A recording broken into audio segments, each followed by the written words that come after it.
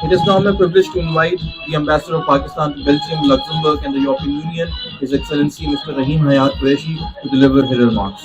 Honorable Excellencies, respected Defence Attaches, ladies and gentlemen, Assalamu alaikum and good afternoon. It's my profound honor to welcome you all here to the Embassy of Pakistan to commemorate our Defence Day, which is a day which has been etched in our memory since 1965. It's not a historical milestone, it's a living testament to our nation's resilience when in 1965 the entire country stood united alongside its armed forces to defend our sovereignty and territorial integrity against external aggression. It's a day that reminds us of the enduring bond between the people of Pakistan and their defenders, a bond built on unity, faith and discipline. This year, the Defence Day is all the more important and is a matter of pride and hope for us. On May the 6th, we had 75 Indian aircrafts coming towards Pakistan, and we launched about 40 aircraft to defend our territory. They went back 69. We shot down 6 of their ace jets, including the famous Rafale. This operation was called Marka-e-Haq, an Operation Bunyan Marsoos. It was an unjustified Indian aggression, and what is worse is that they targeted civilians. We made sure that we only engaged military targets, and we only targeted their critical infrastructure, unlike Indians. So we salute our brave pilots who have achieved global recognition through their valor, strategy and courage. And our DA here is also from our pride, the Pakistan Air Force. Well done.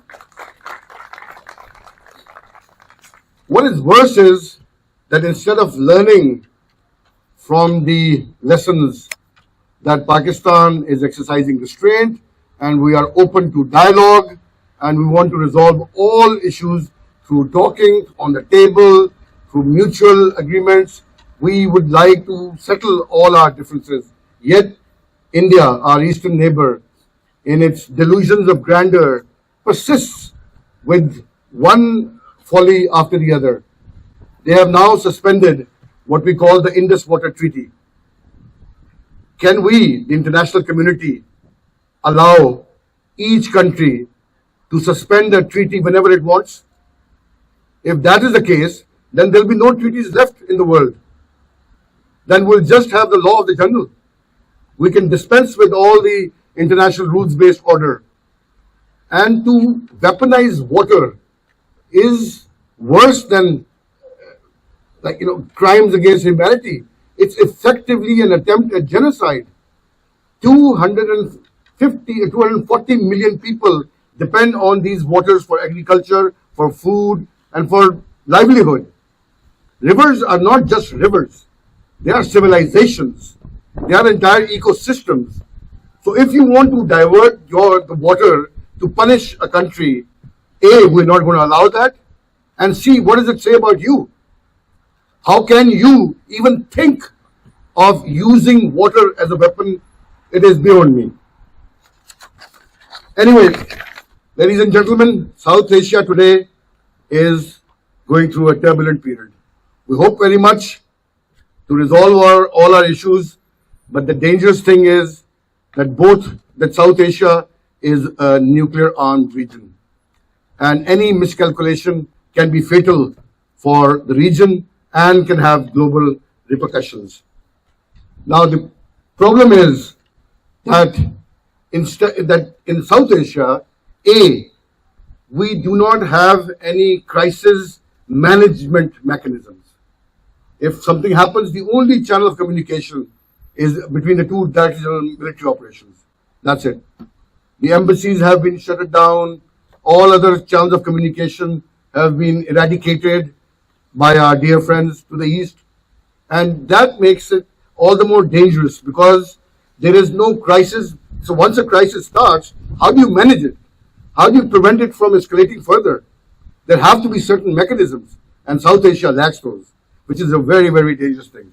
Then on top of that, even if you had these crisis management systems, there are no crisis resolution systems. On top of it, there is no dispute resolution systems. So we are constantly lingering in a state where it's extremely dangerous for peace and security in our region. Anyway, ladies and gentlemen, I just want to thank you all. Just wanted to apprise you of the latest situation in our region.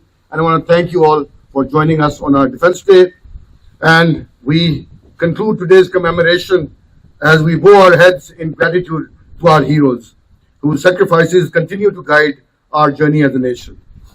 And I once again thank you for coming here. May Allah bless our armed forces, our people, and our homeland. Pakistan Zindabad.